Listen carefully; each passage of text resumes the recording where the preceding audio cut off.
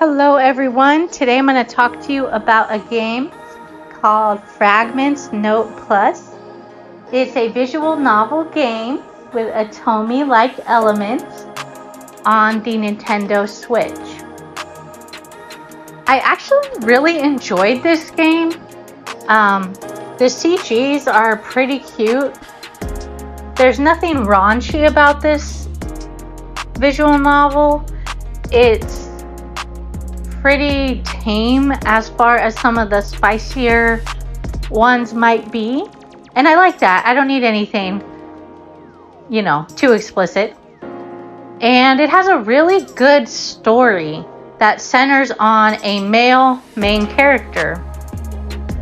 So the main character, Yukihira, is a regular high school student who finds himself when his future daughter, arrives in his life. One day she just appears. Okay, so there's four main love interests, although technically one gets written off right away. But one is his best friend. One is the girl who is obsessed with his best friend. One is his adopted sister. It's kind of a strange relationship there. And let's see, pink-haired, the black-haired, the blonde-haired, and the foreign exchange student with the white hair. Those are the love interests. However, the story starts off really intense because it starts off with a rejection. The main girl that he is in love with rejects him. Her name is Yuki Sutsi, or Suki, I don't know, it's hard to pronounce. I don't know how to say all the names. And you find out she is not your average high school girl. This girl is the spawn of two rival Yakuza families that decided they would have a child to try to make peace. And that peace did not transfer to their child. She is not at peace. She is searching for her sense of self. And spoiler alert, there's gonna be spoilers. Yukisuki is trying to find her sense of self in the people around her who love her or show interest in her. So initially she rejects the main character, but when he says, he loves her, she can project herself and be that thing for him. And that's what makes her want to come back when her boyfriend breaks up with her.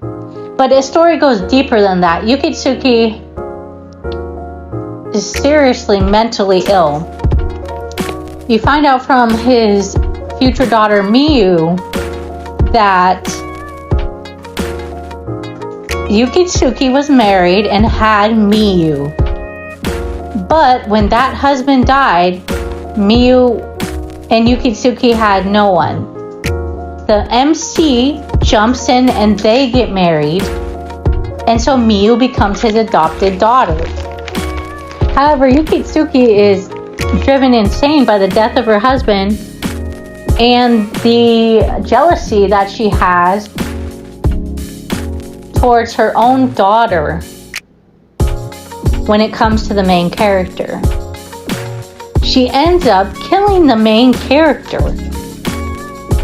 and then basically slaughters the main character's dad and mom and Aunt Heya, who is a potential love interest in the story.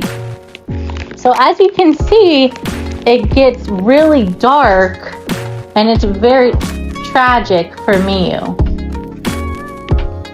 It's very tragic for her.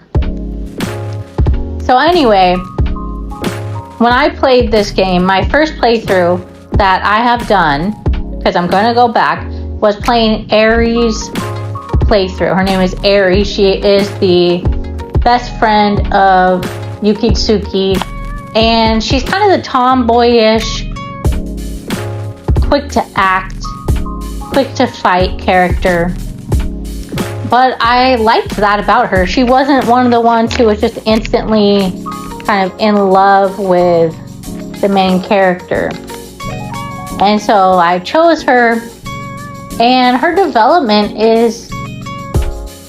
development is pretty interesting.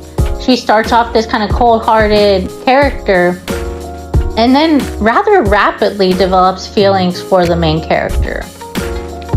They go on a date, and it all goes rather quickly. In fact, I wish the story had kind of drawn out how their feelings developed, because for the MC it was more like, oh, I like you because, you know, you've always been there for me in a way. It's not like I've genuinely had time to develop the feelings for you. It felt kind of rushed or kind of fake. However, as the story progresses, they do seem to grow and really share genuine love that lasts over time. And it all revolves around the adopted daughter Miyu and the promise they made to her. Poor little Miyu is like the best character in this game. She is amazing. She does all of this knowing full well that her intervention in the past is going to erase her future. It's going to erase her completely. How tragic, but how brave of that young girl to be willing to sacrifice everything for her adopted father that she loves, knowing that she might not even be born again. She might not, even if she is, how's she going to understand any of this stuff? How's she going to remember it? You know, there's that kind of thing too. I was hoping that it would show, like, in the future, Aerie and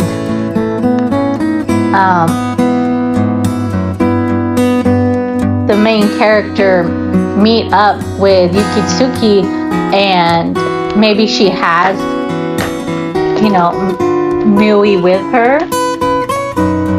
I was hoping that that would be the case, but it doesn't seem that way. It seems she left her dad with a mystical message, "Come find me," as she vaporized into nothing, which is kind of sad. Like, can you really have true happiness if he's always searching for her when she might possibly never be there? Anyway, I thought it was an amazing story. You know, the music and all that, it was okay. I mean, nothing spectacular, but really what kept me going was the nice artwork and anime style and the interesting personalities of the girls. And so if you like visual novels, if you like choices, if you like romance type games, you will want to pick up this one on the Switch. I think it's going to be very interesting to see how all the different love interests play out and if they affect Miyu any differently. Alright, thank you. Have a great day.